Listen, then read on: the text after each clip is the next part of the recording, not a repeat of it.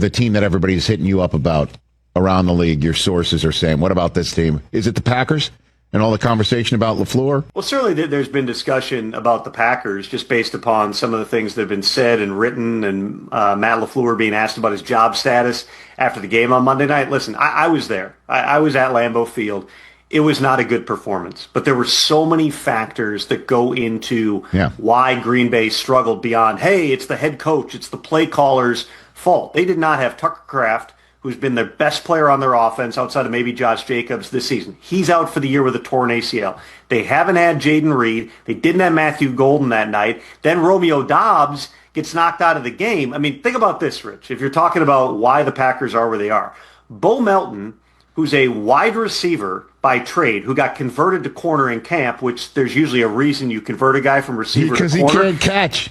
Not only is he the number 4 corner for Green Bay right now because Nate Hobbs is out and they've got injuries at that position. If somebody had gotten hurt, he would have been out there as the 3rd corner in that game. But because of all the injuries, Bo Melton became the 3rd receiver in that game. So it's like, oh man, why is Matt LaFleur going for it on 4th and 6? Well, Jordan Love puts the ball in the guy's chest. It's dropped by who?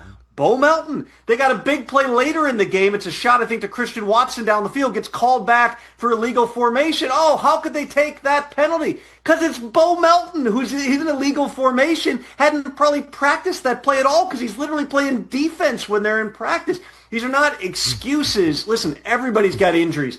Everybody's got things they need to overcome. We talked about San Francisco and Tampa. Those teams have overcome a lot. The Vikings have been fighting it all year.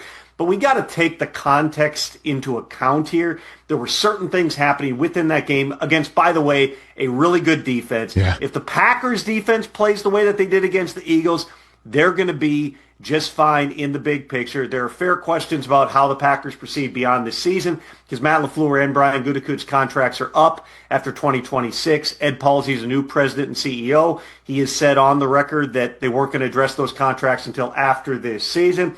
I'm not big, Rich, into speculation mode. I'm not going to make predictions about what the Packers do. I would say I think there is a far better chance of Matt LaFleur and us talking about him being in the playoffs and getting an extension next offseason than him somehow being out of a job in Green Bay. And, oh, by the way, instantly becoming the hottest head coaching name on the market, which is one more reason I just don't see a scenario where Green Bay's letting him go.